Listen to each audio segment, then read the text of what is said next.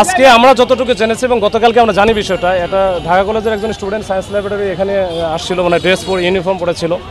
তো এটা কয়েকজন ছেলেবেলে আমরা সিসি ক্যামেরা ফুটেজে যেটা দেখেছি যে সিভিলে তারা তাকে ধাওয়া করে এবং সে ওই ওভারব্রিজ থেকে বা ফুট ওভারব্রিজ থেকে নিচে নামার সময় পড়ে যায়। পড়ে গিয়ে তার মুখের এই সামনের অংশটা একেবারে গুরুতরভাবে থেতলে যায় এবং ওখানে কিছু তাকে বেল্ট দিয়ে মারেও। তো এই ঘটনা থেকে কালকে কিন্তু আমরা যোগাযোগ করতেছিলাম কাল থেকেই, যেন এটার ইম্প্যাক্টটা যেন না পড়ে। তো তারপরে কিন্তু আজকে সকালে হুট করে যে একটু আগে আপনারা জানেন যে ঢাকা কলেজের বেশ কিছু 200-250 স্টুডেন্ট এরা চলে আসছে সিটি কলেজের এখানে এসে এলোপাতারি তারা হয়তো বা ঢিল ছুটছে, গেটে ঢিল মারছে। তো আমরা খবর পাওয়ার পরে কিন্তু আমরা দ্রুত চলে আসি এখানে আমাদের অতিরিক্ত ফোর্স নিয়ে। ফোর্স আসার পরে ফোর্স দিয়ে আমরা হচ্ছে দুই পাশে আমরা দুই দিকে কিন্তু ঢাকা কলেজের ওদিকেই বিশেষ করে আমরা নিয়ে গেছি। তারা একটু রাস্তার উপরে ছিল, তাদেরকে মোটামুটি ক্যাম্পাসের ভিতর ঢুকিয়ে দিয়ে ওইখানে মোটামুটি একটা অবস্থা করে যে ওরা বের হবে না এরকম একটা করে আমরা আসি।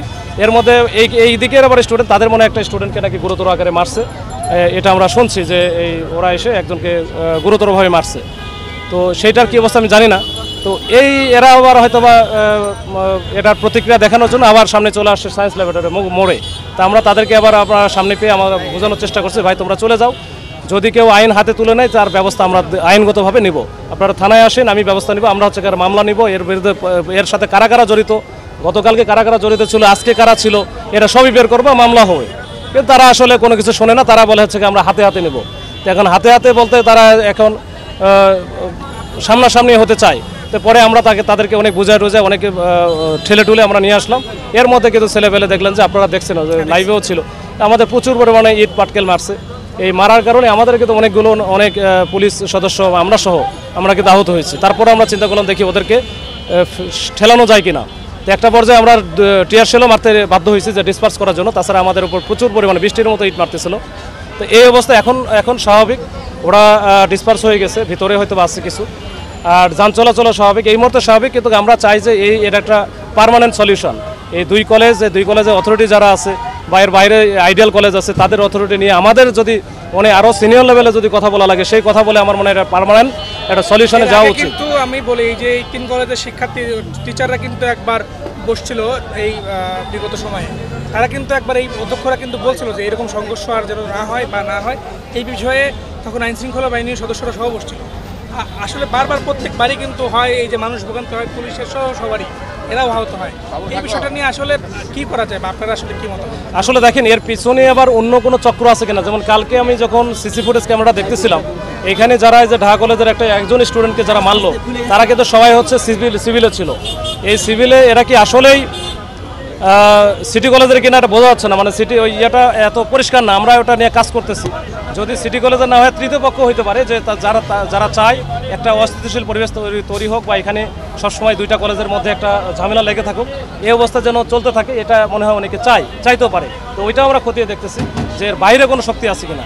আর ভিতরে যেটা আছে এটা তো আসলে তাৎক্ষণিকভাবে হয়, এটা হিট অফ দ্য মোমেন্টে তারা কিন্তু বের হয়ে যায় এবং তাদের এই যে ইয়াং জেনারেশনের যে একটা জোশ এইটাতে তারা কিন্তু কাজটা করে। তো এইটা আমরা নিবৃত্ত করার জন্য আমাদের মেকানিজম আমরা দেখি আমরা কীভাবে সিনিয়র স্টাফদের সাথে বসে এবং এই যে এখানে যারা দুই কলেজের যারা অথরিটি আছে তারা এবং এখানকার যদি আমার কমিউনিটি এঙ্গেজমেন্ট করতে হয় তাদেরকে নিয়েও আমরা একটু চেষ্টা করব। এটা আমি সেই দিনও বলেছি, আজকেও বলতেছি এবং আমি আসলে চেষ্টা এটা করে যাব যে যেন এটা এর শেষ হয়।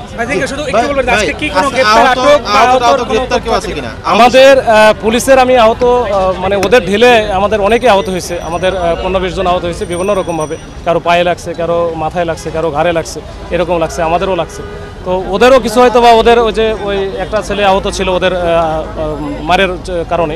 তো এটা আছে এরকম আমাদের না, আমরা আটক যাই নাই, যেহেতু স্টুডেন্ট মানুষ আমরা ওইদিকে যাই নাই। আমরা চাইছিলাম জাস্ট হচ্ছে ডিসপার্স করা, আমাদের মূল উদ্দেশ্য ছিল ডিসপার্স হয়ে চলে যাক। আমরা তো এটা মার খাইছি সমস্যা নাই, কিন্তু ডিসপার্স হয়ে যাক, পরিবেশটা শান্ত হোক।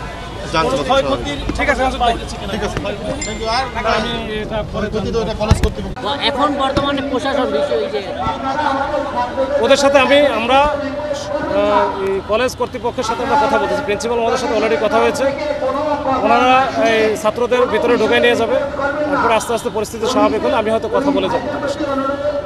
প্রতি সপ্তাহে এই ঘটনাগুলো ঘটছে, এই সাথে আইন শৃঙ্খলা পরিস্থিতি অবনতি হচ্ছে। তো আমরা একটু জানতে চাই যে সমাধান আসলে পুরোপুরি সমাধান করা সম্ভব কিনা। এই সমাধান করলে আমরা এক পক্ষ পারবে না, এটা আসলে দুইটা কলেজ কর্তৃপক্ষ বা যারাই আছে এই দুইটা কলেজ কর্তৃপক্ষ লাগবে, সাথে আমাদের আমরা তো মিডিয়া হিসেবে কাজ করব। এখানে যে যদি কমিউনিটি যারা আছে তাদেরও এঙ্গেজমেন্ট লাগবে, মানে সবাই মিলে একটু কাজ করলে আমার মনে হয় এটা আমরা মূলে যাইতে পারবো এবং এটা আমরা সমাধান করতে পারবো। এটা না করলে এটা ভবিষ্যতে আমাদের জন্য সবার জন্য খারাপ। আইন শৃঙ্খলা পরিস্থিতি পুরাই এখানে অবনতি হচ্ছে, লোকজনের হতাহত হওয়ার সম্ভাবনা দেখা দিচ্ছে। ঠিক আছে।